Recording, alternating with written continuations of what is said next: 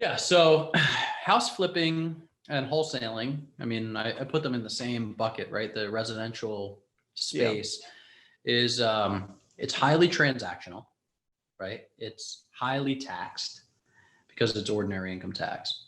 And it's really a cash eating machine. You constantly are raising capital or bringing your own capital back into a deal. And at one point, when we were wholesaling 15 to 20 contracts a month, we were spending nearly $60,000 a month in marketing. Wow. Right. That was before payroll, before other expenses. So it was, and like I said, just very transactional. So, and we did that from 2011 to 2018, 2019. Wow. So it's not like we did it for a short period of time. The first 5 years was very much a learning curve. I mean, we only got up to like 16 deals a year. And that was because we, as entrepreneurs, we put ourselves on an island and we thought that we knew everything. And this was before like the big podcast movement, right? Where all of a sudden we started listening to some podcasts and finding out that there's people out there that are smarter than us and better at doing things. And so we listened to a couple of podcasts from some guys who said they were flipping like 100 houses a year. This was year 5, 6 in our business already. And we hunted them down online, and I got on the phone and we, told him we'd pay him for a phone call. And turns out he had a mastermind, and he had a single family mastermind where they would teach us the systems and the processes to scale. So in 2016, we did 16 deals. 2017, we did 80 deals. 2019, we did over 100. And then we were busting into like the 150 range. Those were flips, or those wholesales, or a mixture? Both. Okay. Mostly wholesales though. 80% wholesales. Okay. Is that mastermind or coaching program, is that still relevant? Or... Yeah. So it's 7-figure flipping. Bill Allen he owns that. You can see, I think there's a 7-figure flipping podcast, but 7-figure flipping does a great single family mastermind. So cool. So we started getting around some mentors and trying to figure out, okay, so how do we move from this transactional business that's very highly taxed into more of a passive role, right? We're making a little bit of money now. How do we take that active income and turn it into passive income like Robert Kiyosaki taught us to do?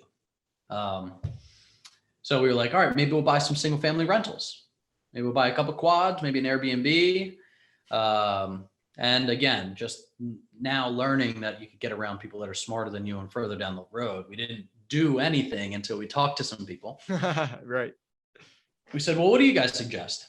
Do you suggest going in and buying a 4-unit or a duplex? And, we started to learn that there are certain asset classes that get significant tax advantages versus residential. So great book, Tax-Free Wealth by Tom Wheelwright. Got to read that. And then it'll start to show you how different asset classes get tax advantaged. So we started recognizing that, okay, so we don't want a duplex and a quad. We want maybe a 30 unit or a 50 unit. And that was kind of the next mindset shift that we had to go through was, well, we don't own anything now. Right. Why would I go buy a 30 unit? And then one of our mentors said, don't bother with a 30 unit. Go buy 100 units. He said the economies of scale will eat up the asset and property management where you can hire good third-party managers. And I was just blown away, right? I was like, maybe you don't understand. Like, I don't own anything. How am I going to go buy a 100-unit complex? And, again, just getting around people that change your mind set about certain things, about what you can and what you can't accomplish. And so we knew that we could raise a couple $1,000,000 because we were flipping houses and we had a lot of private money. And right. So we said, well, if we're going to shut down that residential side of the business, we want to make sure that the people that we're working with still can keep their capital deployed. So maybe going bigger isn't a bad idea.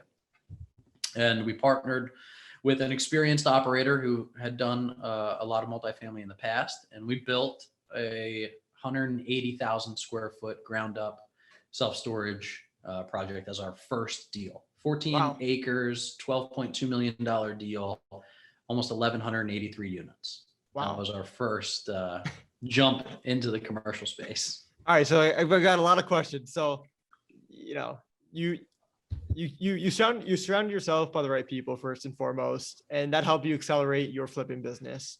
You got to maybe a mental plateau where you're like, all right, there's something that's got to be bigger and better for me. We were just tired, to be honest. And Yeah. I want to point it out because there's a lot of people out there teaching some great things about how to create that business, but I always wanted to use that business as a stepping stone to passive income, Right. because I don't think there's a financial freedom without passive income. And I don't think, frankly, I don't personally think, and other people could disagree with me, that you'll ever step out of a wholesale or flip business. I think you as the owner will always be tied somehow, some way to day-to-day operations. So unless you can find that perfect COO, but to me, that's a unicorn. I haven't seen it happen. All right, that's fair. That's a fair assumption. So, my question was, what you mentioned the education and the mentors that you received for your flipping and the wholesaling side of things. How did you find your commercial investing mentor or group, or the people you surrounded? Who were those core people, and how do you find them? Yeah. So ours was Sean Kruk. He had about $150 million of assets under management. And we found each other via social media. We had some friends of friends, and I saw a post of his that he was looking for some money. I reached out to him. I said, maybe I could bring some money. What's it look like? And then we started having a conversation. We did some, checks on each other because we knew some mutual people. But yeah, it was really, we were at a single family mastermind event while I saw his post, and he was in Jamaica, and I messaged him and I said, hey, this looks interesting. What is this? And over the next couple of weeks, we flew down to Florida. We walked the site. We raised $4 million, and we did our first deal with him. So there's a great book called Getting the Money. And in that book, she talks about how you can't be Superman, meaning you can't be like hidden, right? You can't be Clark Kent. You can't not let people know what you want to do. So once we started saying, this is what we want to do, right? We started just blasting it out there to everybody, right? And just having that conversation. Right. And it wasn't more than 2 months until the deal found us. And that was 3 years ago. And since then, we've done 8 deals for $150 million, raised over $40 million in private capital. Wow. And it's just, we believe in sowing and reaping, and what you sow into the world is what you'll reap. And that's exactly what happened. We really started talking and being intentional about what space we wanted to be in. And it came to us. Right. That's super cool. And I was just doing the math in my head. You went from doing about 10 deals ish a month, doing 150 per year on the flipping wholesaling side. Then you go to the commercial side and you're doing, you said 8 in 3 years, which is about 2-ish per year, which is crazy to think about, because obviously the commercial deals, they sometimes take a lot longer, take a lot more due diligence, but they're worth a lot more money. So it's just funny how those numbers kind of play out. Choose your hard, right? I mean, we had, it was hard to run that wholesale business because we had a big team. We had to spend a lot of money to get there. Like, this is a different business, but our focus is education now, educating investors that they're able to even invest in these types of deals. Most people don't even know that they can. Educating people about the tax advantages, how we went from paying almost 7 figures in taxes to no taxes over the last couple of years. Just educating, right? So now it's just having the conversation about what it is that we do, how you can do it. And, we're also having the conversations with people that, we'll do 2 deals this year, right? One will be a $50 million project. The other will be a $42 million project. To acquire $100 million in properties in a year, it would have taken us decades, right? In the single family space.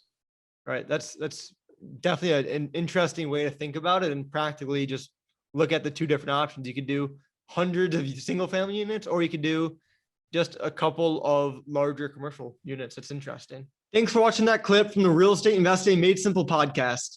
If you want to see the entire interview, go ahead and click the link in the description below, and don't forget to subscribe to stay tuned for all future episodes.